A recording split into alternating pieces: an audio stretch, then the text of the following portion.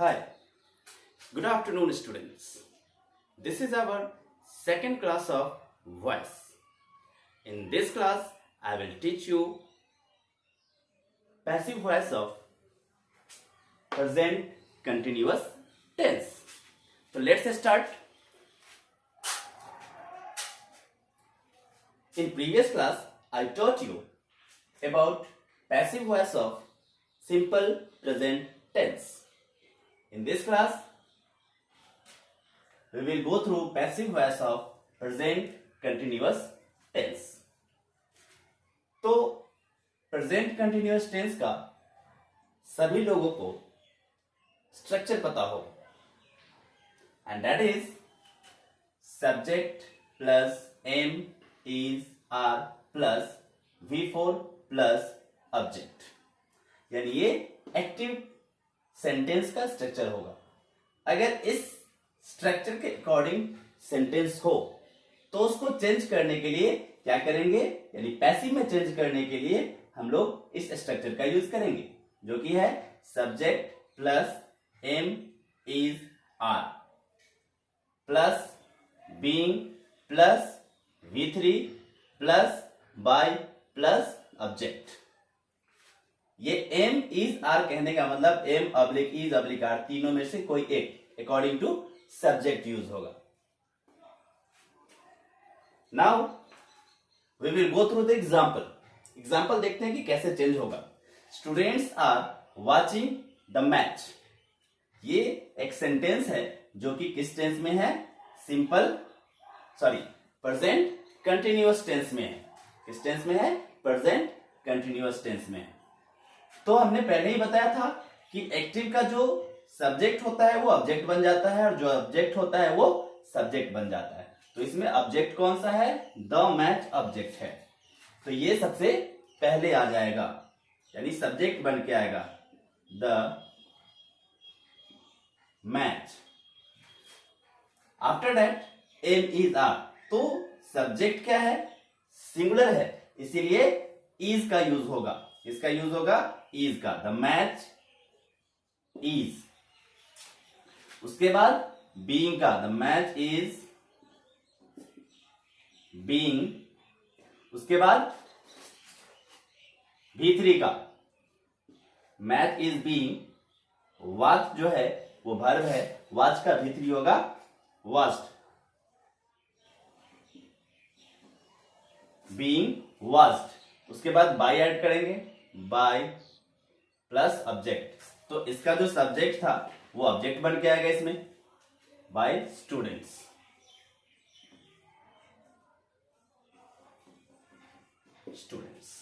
तो ये हो गया इसका पैसिव.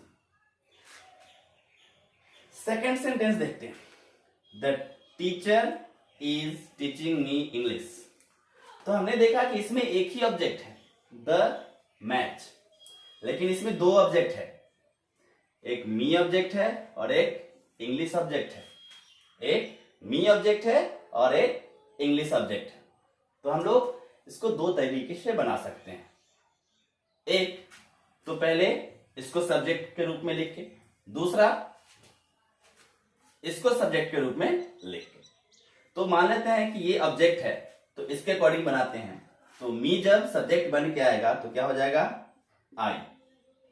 और आई के साथ क्या लगेगा, एम लगेगा. हेल्पिंग वर्ब क्या आएगा, एम आएगा. तो आई एम. उसके बाद बीइंग, उसके बाद V3, आई एम बीइंग.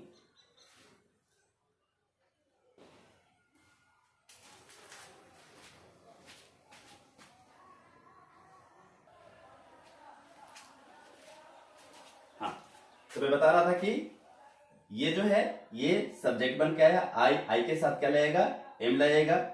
उसके बाद बीइंग, उसके बाद क्या आएगा, V3, I am being taught. V3 हो गया टॉट. उसके बाद क्या टॉट, क्या पढ़ाया गया, English. I am being taught English. उसके बाद बाय. उसके बाद ये सब्जेक्ट ऑब्जेक्ट बन के आएगा, बाय द टीचर। दूसरा तरीका है बनाने का, इंग्लिश सब्जेक्ट बन के आएगा,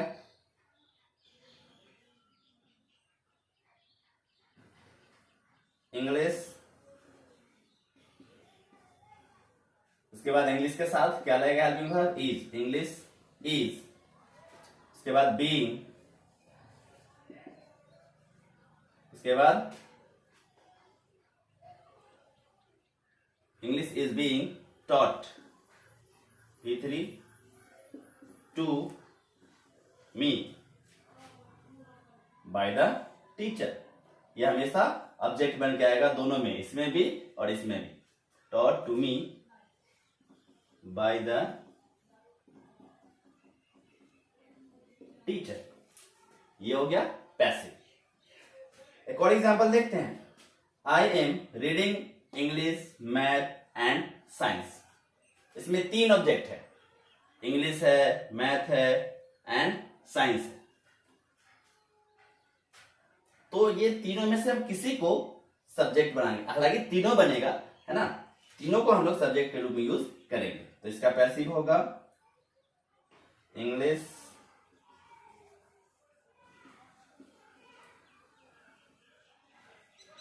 math and science are being read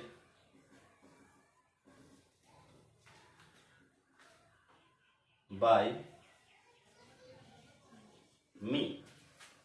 तो ये तीनों सब्जेक्ट बन के आ गया, इंग्लिश, मैथ एंड साइंस। क्योंकि सब्जेक्ट क्या हो गया, प्लूरल, इसलिए क्या यूज हुआ, आर यूज हुआ। आर के बाद बीइंग का यूज होता चाहिए, जो कि यहां हुआ है। उसके बाद V3 रीड का, रीड रीड रीड ही रहता है, V3 हो गया। उसके बाद बाई हो गया, और ऑब्जेक्ट आई जो था वो क्या बन के आया वहां पे, मी बन के आया। तो ये था हमारा passive voice of present continuous tense.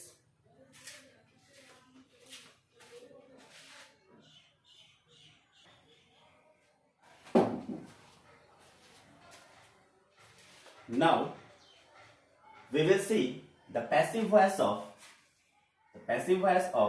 present perfect tense। हम लोग प्रेजेंट परफेक्ट टेंस का पैसिव वॉइस कैसे बनता है यह सीखेंगे।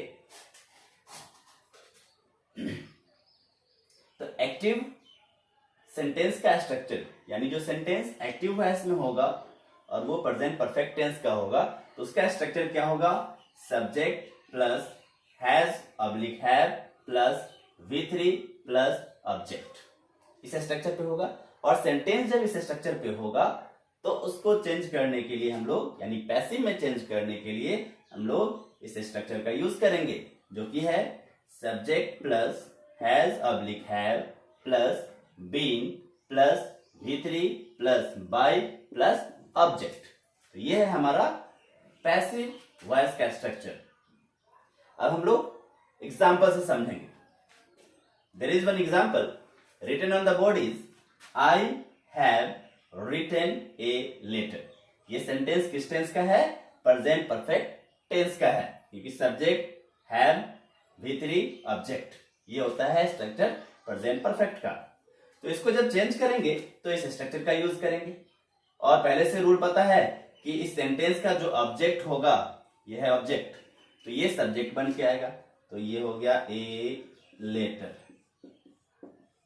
ए लेटर सब्जेक्ट हो गया। और ए लेटर के साथ हम लोग क्या लाएंगे, हैज लाएंगे। ये है, ये सिंगुलर है इसलिए सिंगुलर वर्ब का यूज करेंगे, ए लेटर हैज।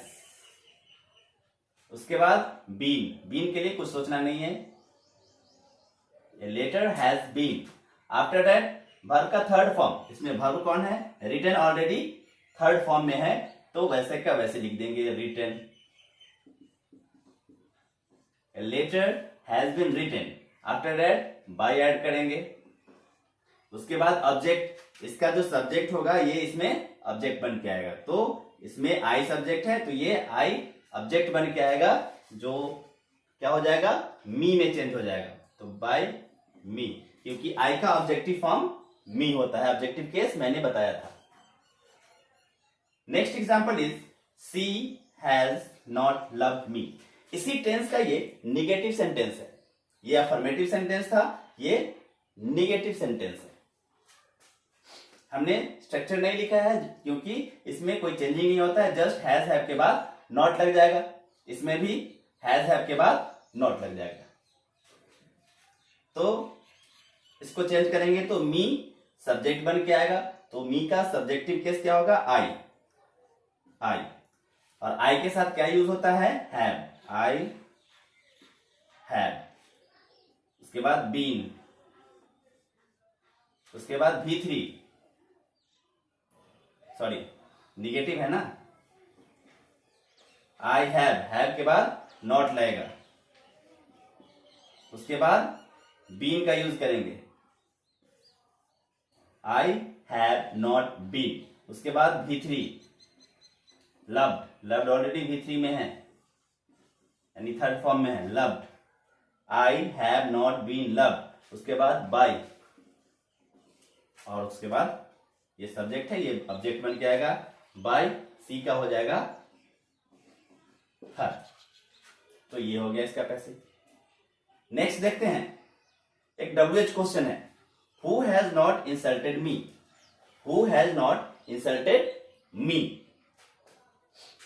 तो जब भी सेंटेंस में हु लगा रहे तो ये लास्ट में नहीं जाता है, लास्ट में भी जाता है, बट जनरली इसको हम लोग बनाते हैं बाय हुम करके, बाय हुम, हु का हो जाता है हुम। तो हु वाला जितना भी सेंटेंस होगा तो उसको हम लोग बाय हुम करके बना लेंगे तो ज्यादा बेटर होगा, लेकिन लास्ट में भी बनता है बाय हुम।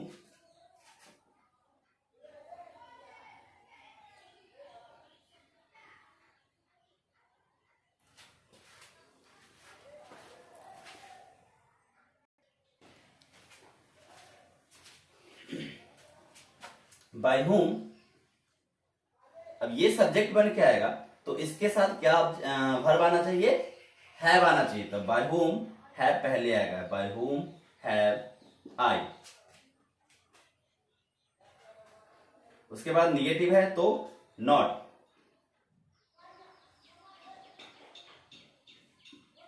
नॉट, उसके बाद been, by whom I, by whom have I not been insulted, insulted last में।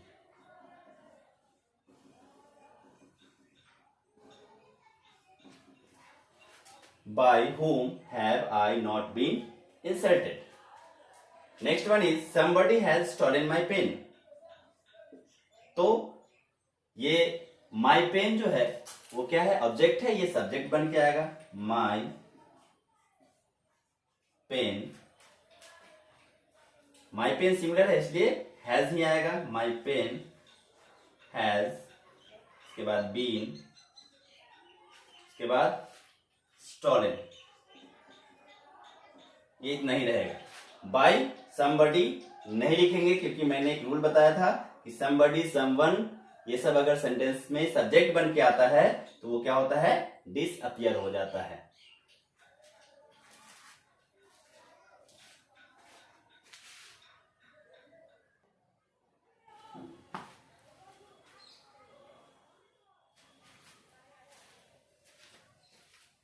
तो स्टूडेंट्स कुछ और एग्जांपल देखते हैं। Have I written a letter, ये प्रेजेंट परफेक्ट टेंस का ही कैसा सेंटेंस है, इंट्रोगेटिव सेंटेंस है, ये है पहले है, इंट्रोगेटिव सेंटेंस है। तो इसको कैसे बनाएंगे,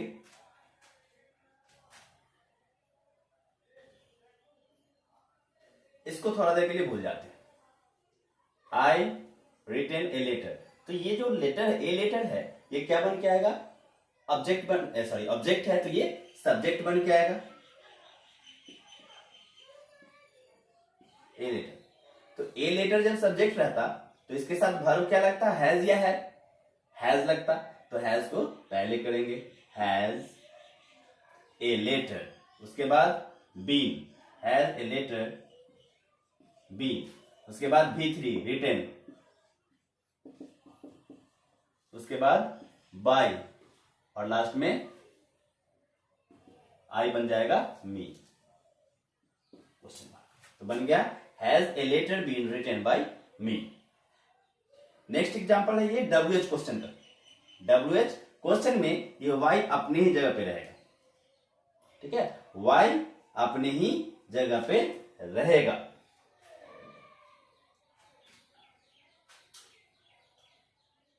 तो बनेगा वाई हैप्पी, वाई के जस्ट बाद हेल्पिंग वर्ब रहता है, तो ये सब्जेक्ट बन के आएगा माई बुक। तो माई बुक क्या है, सिंगुलर है, इसीलिए इसके साथ क्या वर्ब आएगा, हैज आएगा। वाई हैज माई बुक, उसके बाद been, why has my book been returned by you, you का यू ही रहता है।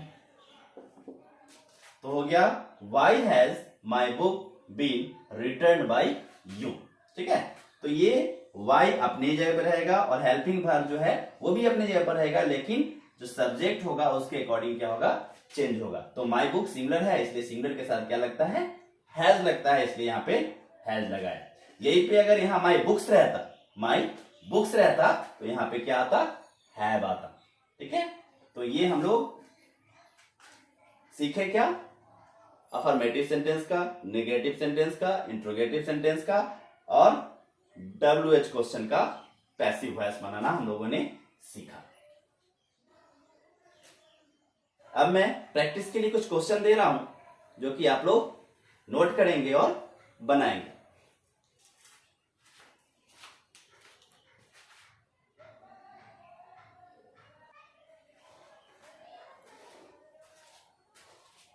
तो स्टूडेंट्स, ये कुछ क्वेश्चन मैंने लिख दिया है बोर्ड पे, जिसको कि एक्टिव से पैसिव में चेंज करना है। ध्यानपूर्वक सारे रूल्स को जो मैंने बताया है, जो भी बनाने का तरीका मैंने आपको बताया है, उसको ध्यानपूर्वक देखिए, समझिए और इन सारे क्वेश्चन को नोट कीजिए और नोट करने के बाद इसको सॉल्व कीजिए। कोशिश कीजिए कि कम से कम मिस्टेक हो, उसके लिए सावधानी पूर्वक और ध्यान से इसको बनाइएगा। इस वीडियो में फिलहाल इतना ही, फिर मिलते हैं हम लोग नेक्स्ट क्लास में, जो कि इसी का फर्दर पार्ट है। That's all, thank you.